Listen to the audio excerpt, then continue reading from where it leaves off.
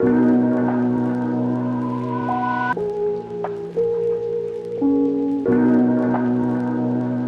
good morning, Discovery. Thank you so much for hanging out with me at church, at home, except I'm not at home, I'm at the church building, but nonetheless, welcome to church. So glad that you're hanging out with us.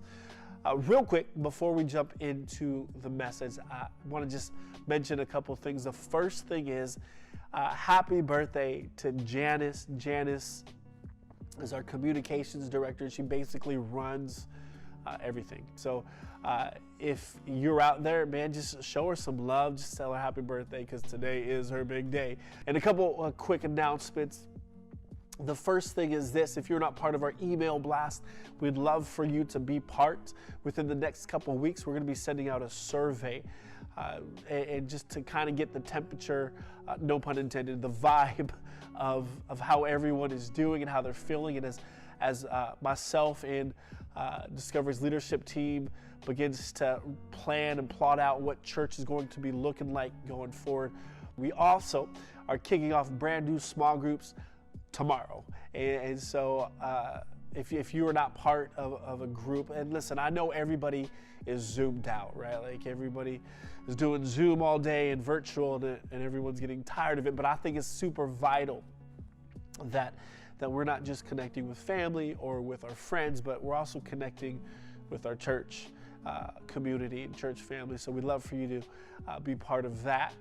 You can also join a group by going to discoverychurch.cc/connect as well. You know, I was actually thinking about 2020, and let me just say right off the bat, I am pretty sure I'm not the only person that thought 2020 would look a little different.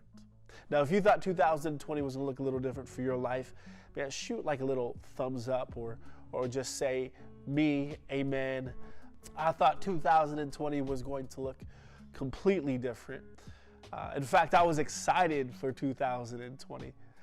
For those of you that don't know, Discovery was a portable church for almost 6 years, and so we would set up, tear down for 6 years almost. But I felt like as we are heading into year 6, that just people were getting a little tired of doing the setup, tear down, and so we were just praying hard that God, you would show yourself strong in 2020. We had people praying and believing that God would open up doors for us to move into a new location. And then in October of 2019, we began the talks of moving into our current place, home, where I'm at right now. And we moved in 2020. We jumped in full of excitement, right? Like we had experienced amazing just growth physically, spiritually, and things were looking good. And then all of a sudden, March 15th, 2020 happened, and we had to cancel our worship experience. We thought it was just going to be for a couple of Sundays. Fast forward, here we are, and we are still unable to meet in person. And if I was to be honest with you, I felt a moment of disappointment. Disappointed in the potential of what this year could have looked like.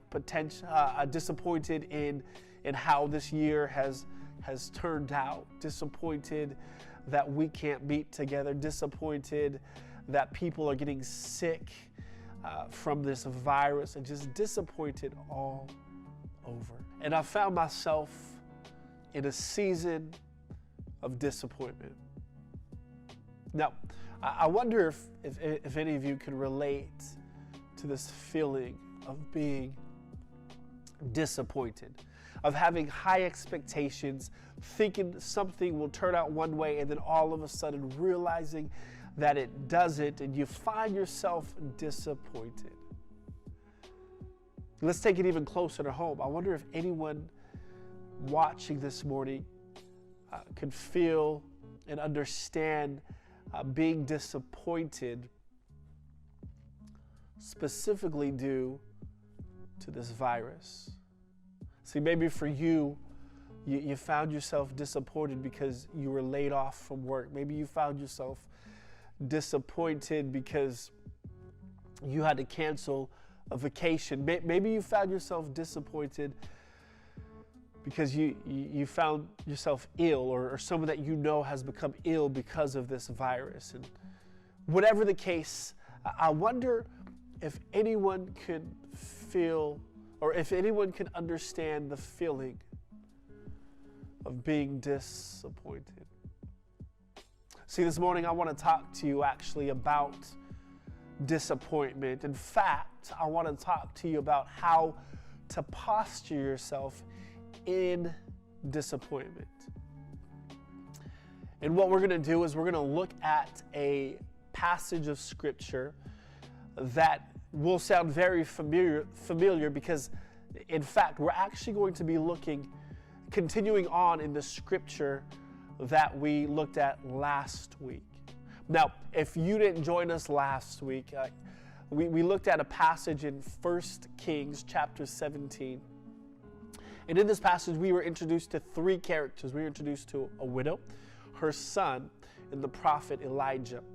And so, little cliff notes of what's taken place in this story. Here is this mom. She is out.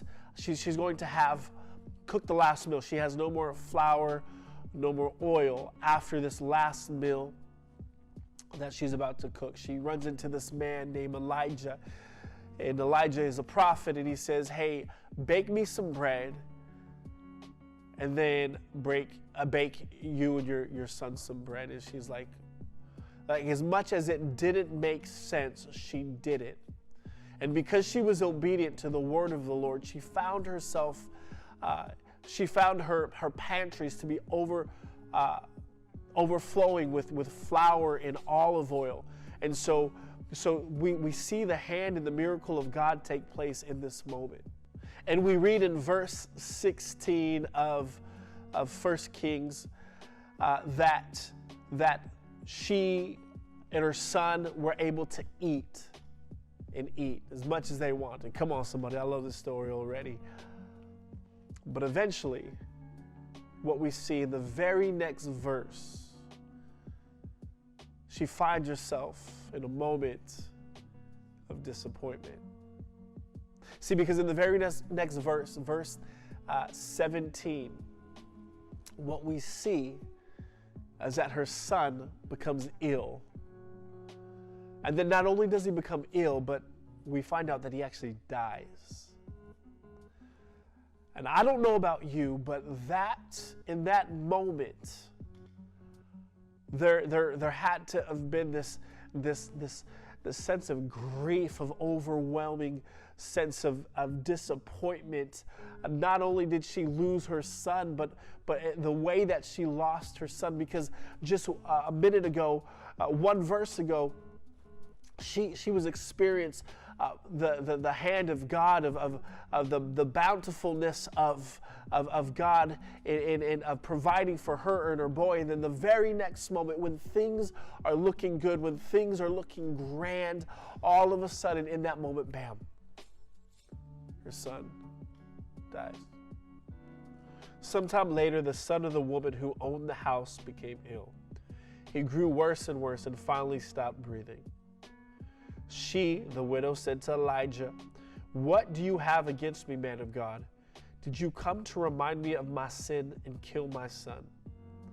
"Give me your son," Elijah replied. He took him from her arms, carried him to the upper room where he was staying, and laid him on his bed. Then he cried out to the Lord, "Lord my God, have you brought tragedy even on this widow I am staying with by causing her son to die?"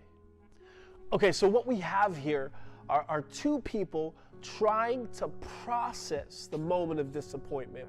The first person we have is the widow, and she turns to Elijah and she's like, why does God hate me? Why did you do this? Why did you kill my son? And she's full of disappointment, understandably so, about this predicament, this situation, this tragedy in which she had found herself in, this season, this moment of disappointment of why is this happening? Why did God allow this? Why are you allowing this to happen, man of God? So we have her, and then we have the other person trying to process disappointment, who's Elijah. And Elijah, I love this because he plays it off, he tries to play it off really cool, right? He's like, the mom is freaking out, like, what did you do? And Elijah's like, just give me your boy. And he's like, chill, right? And he takes the boy up to where he was staying. He shuts the door. And then he like has like this meltdown. He's like, oh God, what are you doing? Why are you allowing this to happen? Why are you doing this? And this is this idea of disappointment seen through this man, Elijah. And what I want you to notice is how Elijah, how he postures himself in this moment, in this season of disappointment. See, the goal this morning, as we look at verse 21, is I want us to pull out 3 things that Elijah modeled while he was in the midst of disappointment, so that you and I, that we can model these same exact things. So let's go ahead and look at 3 ways that we can posture ourselves in moments and seasons of disappointment. Let's go ahead and start reading 1 Kings chapter 17, and we'll start at verse 21. Then he stretched himself out on the boy 3 times and cried out to the Lord, Lord my God, let this boy's life return to him. The Lord heard Elijah's cry, and the boy's life returned to him, and he lived. Posture number 1, the posture of resilience. I love the word resilient. By definition, it's this idea of being able to be stretched or pulled and then come back to its normal state. And so it's this idea that it's unbreakable. And I believe that in the moments of disappointment, we have to posture ourselves in the posture of resilience. This idea of becoming resilient, of being stretched but not broken. This little boy who embodies disappointment in what could have been, of what should have been, is causing Elijah to stretch. See, I want you to know this morning that whatever situation that you find yourself in, that I believe in faith, you got to know that you are more resilient than you think. I want you to know that you are stronger than what you think. I want you to understand that you are smarter than what you think. See, when God created and formed you, He had put resiliency inside of you. The ability to be stretched and to be pulled, but to not break. This morning, I want you to be encouraged and to know that in your season of disappointment,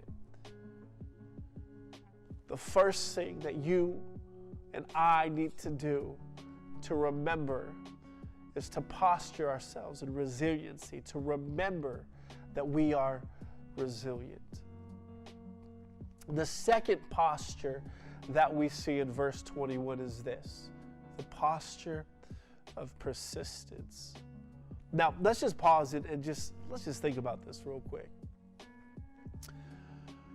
Elijah, the first time he stretches over, nothing happens. Now, in this moment, luckily for Elijah, no one is around, at least that we know of. And so it could have been a little awkward, but at least no one saw, right? Like no one saw the fact that he tried and nothing happened. Maybe that's happened for you. Maybe you've had someone that's sick, or maybe you're sick, you're ill, and you've prayed for yourself or you prayed for that person and nothing happened.